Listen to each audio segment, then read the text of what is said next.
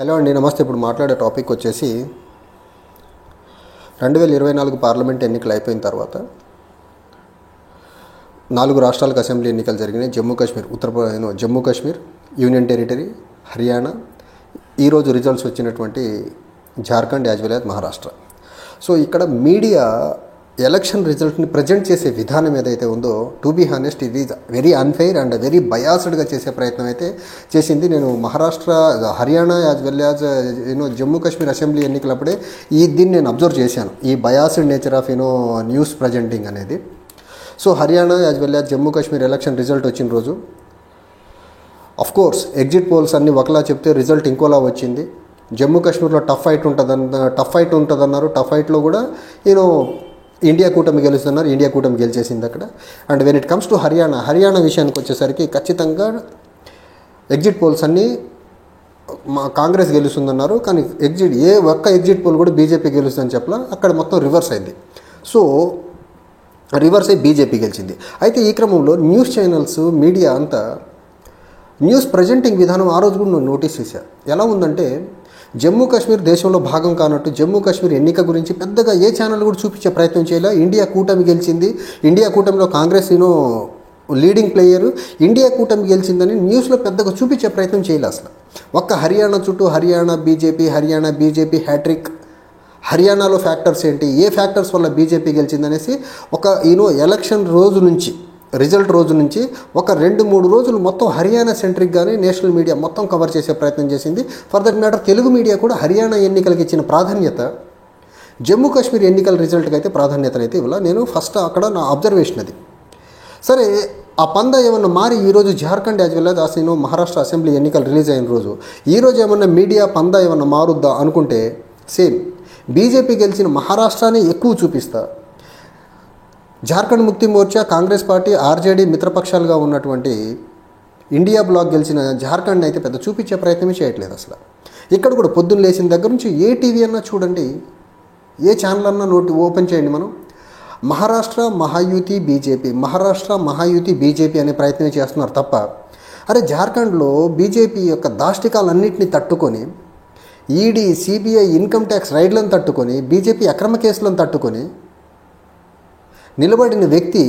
నిలబడి గెలిచిన వ్యక్తిని, కనీసం జార్ఖండ్లో బీజేపీని కంగు తినిపించిన వ్యక్తిని 2 రాష్ట్రాలని సమానంగా చూపించే ప్రయత్నం చేస్తా అంటే మీడియా పొద్దునుంచి నేను నోటీస్ చేస్తున్నా, ఏమాత్రం చేసే ప్రయత్నం చేయట్లేదు. అంటే భారతదేశంలో ఉన్న నేషనల్ మీడియా అవనివ్వండి, లేకపోతే వెర్నాకులర్ మీడియా అవనివ్వండి, బీజేపీ గెలిచిన రాష్ట్రాలనే ఒక ఎన్నికలు ఫలితాలుగా చూపించి, మిగిలినదేదో అరాకొరాగా చూపించి పక్కన పెట్టే ప్రయత్నం చాలా ప్రస్ఫుటంగా చేసే ప్రయత్నం చేస్తూ ఉన్నారు. ఈరోజు కూడా మొన్న Haryana as well Jammu Kashmir assembly ఎన్నికలప్పుడు కూడా ఇదే చేశారు. సేమ్ ఈరోజు కూడా అదే పరిస్థితి. హర్యానాలో ఫ్యాక్టర్స్ అన్నింటినీ 2-3 రోజులు డిస్కస్ చేయగలిగారు.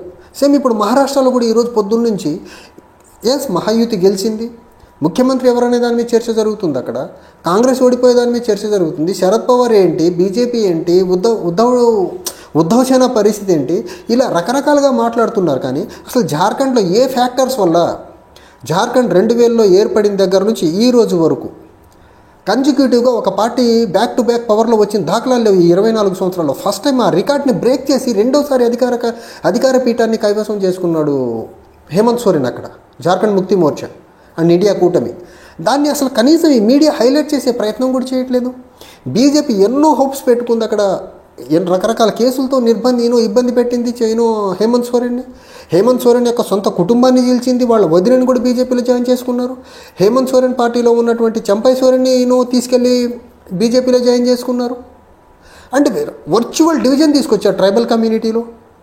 తర్వాత ఇన్ఫిల్ట్రేటర్స్ని తీసుకొచ్చి బంగ్లాదేశీలందరూ జార్ఖండ్లోనే ఉంటున్నారని వాళ్ళు సెంటర్లో ఉన్న బీజేపీ కంట్రోల్ చేయాల్సిన అంశాన్ని కూడా జార్ఖండ్ ముక్తి మోర్చా మీద, ఇండియా బ్లాక్ మీద నెట్టే ప్రయత్నం చేశారు. ఇన్ని రకాల దాష్టికాలను నిలబడి, ఇన్ని రకాల అవరోధాలని, ఈ ఫేక్ క్యాంపెయిన్కి ఎదురు నిలబడి గెలిచిన జార్ఖండ్ ఎన్నికల ప్రక్రియ అసలు ఎలా జరిగింది ఏంటి అని చెప్పే ప్రయత్నం ఏదైనా మీడియా చేస్తా అంటే చూపించే ప్రయత్నమే చేయట్లేదే. అంటే భారతదేశంలో ఉన్న మీడియా, అది నేషనల్ మీడియా అవనివ్వండి, వెర్నాకులర్ మీడియా అవనివ్వండి, బీజేపీ పార్టీనే పార్టీగా చూస్తున్నారు, బీజేపీ గెలుపును ఎన్నికల్లో గెలుపుగా చూస్తున్నారు తప్ప, అది కాంగ్రెస్ పార్టీ అవనివ్వండి, లేకపోతే ప్రాంతీయ పార్టీలు గెలిచిన గెలుపుని రాజకీయంగా గెలుపులా చూస్తున్న ఉదంతం అయితే నాకైతే కనపడట్లేదు. ఇంకోటి జార్ఖండ్ అండ్ మహారాష్ట్ర ఎన్నికలలో తెలుగు వారు చాలా పనిచేశారు.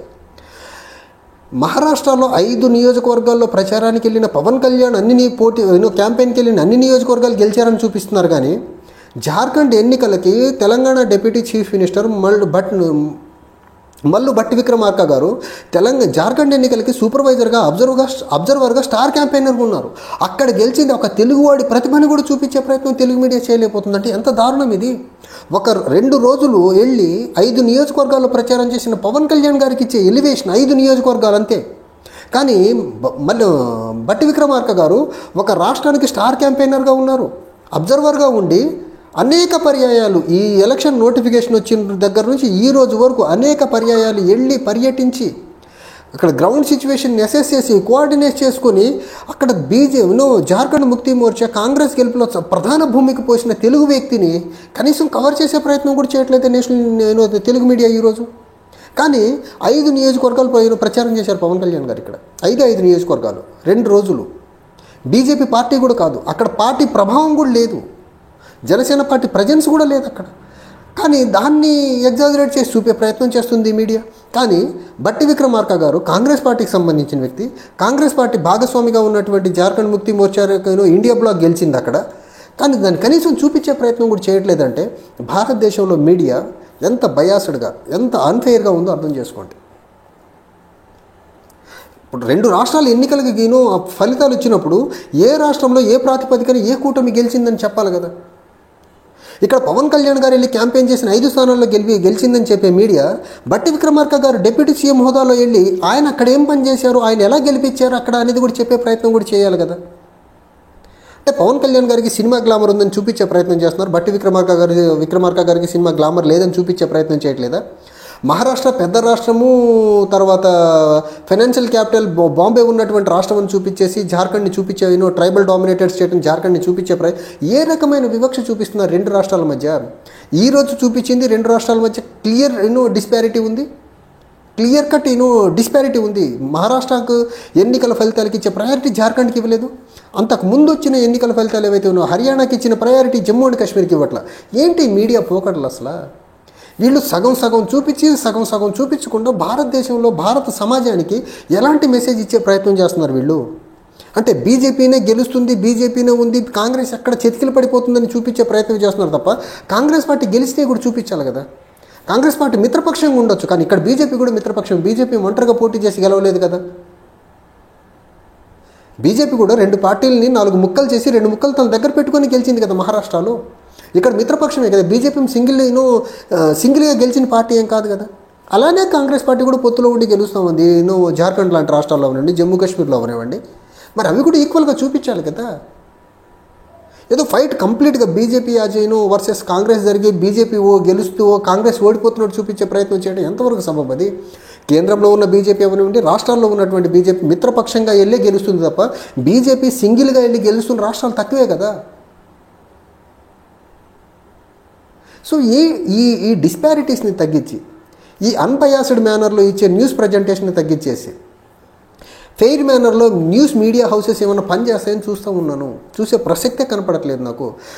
తెలుగు వ్యక్తులే మహారాష్ట్రలో పనిచేసిన మహారాష్ట్రలో క్యాంపెయిన్ చేసిన వ్యక్తికి పవన్ కళ్యాణ్కి ఇచ్చే ప్రయారిటీ తెలుగు మీడియా. జార్ఖండ్లో ఎక్కువ రోజులు ఎక్కువ మొత్తంలో పనిచేసిన వ్యక్తి భట్టి విక్రమార్క గారి ప్రయారిటీ కనీసం అసలు ఆయన వెళ్ళాడో లేదో కూడా తెలియని పరిస్థితిలో ఉంది తెలుగు మీడియా.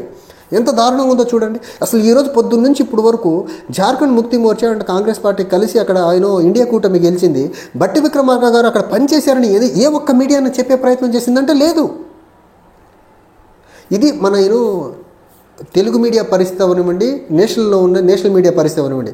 వీళ్ళకు బీజేపీనే ఒక పార్టీగా కనిపిస్తుంది, బీజేపీ గెలుపుగా కనిపిస్తుంది, ఇండియా కూటమి గెలుపుగా కనపడదు, కాంగ్రెస్ పార్టీ విజయంగా కనపడే పరిస్థితి అయితే నేషనల్ మీడియా కానీ రీజనల్ మీడియా కానీ కనపడే దాఖలాలు నాకైతే కనపడట్లేదు. Thank you.